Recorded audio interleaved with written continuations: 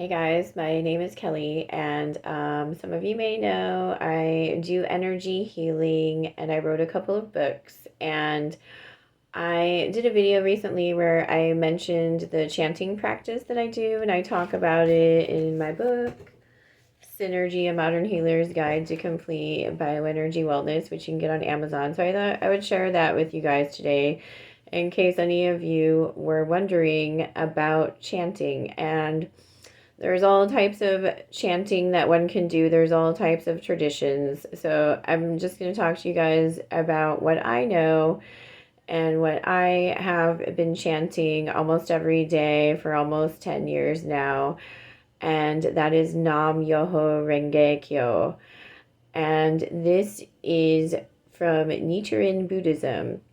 Now, so Buddhism started out, as far as we know, as far as our history goes anyway, about 2,500 years ago, when a man named Shakyamuni, who was a prince in India, left his family and wanted to seek more than the material world, wanted to seek enlightenment, and then he learned a lot of things and taught that, and now we have Buddhism as one of the world's major religions. And I'm not a huge fan of organized religion, as some of you may know, but I think that there are some beautiful practices and tools and wonderful things that we can pull out of some of these religions and use, and, not get too caught up in the structure of religions and the people that are running them today and whatnot, because that can all get a little hairy. Like that Dalai Lama guy that was like tongue kissing the little boy in the video. Oh, he creeps me out a little bit. He was giving money to Nexium. So yeah, I don't subscribe a lot to mainstream religions and the people who run them.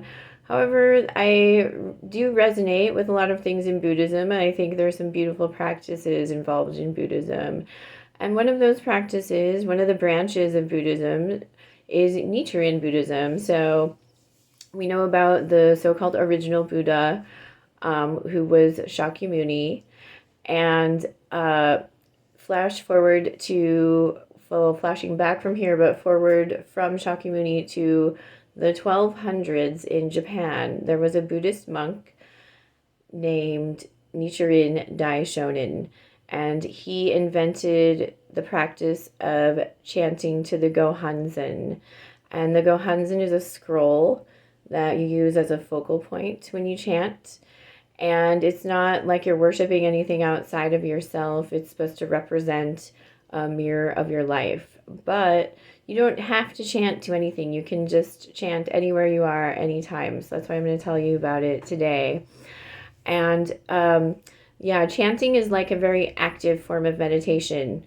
Like when you do your silent 0 point or transcendental meditation, however you call it, that is where you're just, trying to quiet your mind and just be. And in quieting your mind, you're connecting with something outside of yourself, but in yourself.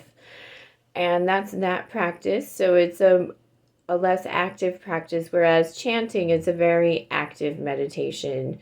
You're using your vocal, you're using a focused intention, and a lot of people, there's different reasons to chant. It raises your frequency.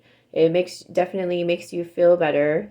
It puts beautiful intentions and beautiful energy out into the universe. So long as, you're chanting for good things, you always want to chant, of course, for good things, and respect other people's free will when you are manifesting. But yeah, so Nichiren Daishonin, this Buddhist monk in Japan in the 1200s, invented chanting Nam-Myoho-Renge-Kyo to the Gohanzen. And what this translates to, Nam is borrowed from Sanskrit. It means devotion to. Myoho-Renge-Kyo means the mystic law of cause and effect through sound or teaching. And so when you're chanting, it's like you are using the law of cause and effect. You're putting out a cause. So you can just chant it with an empty mind if you want to, but a lot of people chant because they want to, it's a form of prayer. You're praying for something. So things that I try, when I chant, you can chant for specific things. You may or may not get them. You're not going to escape your karmic lessons, and you still have to, consider frequency and all these other universal laws when it comes to getting things that you want. But it's good to chant in general for appreciation, because a lot of good things come from appreciating your life, appreciating things. I chant for health, happiness, prosperity for myself and my family. I chant to be the highest version of myself. Things like that are good things to chant for. So yeah, what you do is you just chant for as long as you feel. And if you want to make a real difference, it's good to chant for longer periods of time, like an hour a day. That might sound like a lot, but I typically chant for an hour every day. And I do it because it makes me feel better. And, I heard someone talking about this practice before, compare it kind of to the Rolling Stone song, where you might not always get what you want, but you'll get what you need. And that's true. A lot of people that do this practice feel protected. So if you're interested in chanting, look into Nichiren Buddhism and chanting Nam-Myoho-Renge-Kyo. And you can just sit and try chanting. I'm sure there's recordings and stuff on YouTube if it helps for you to chant along with someone, and think about what you want. Don't think about what you don't want, think about what you want.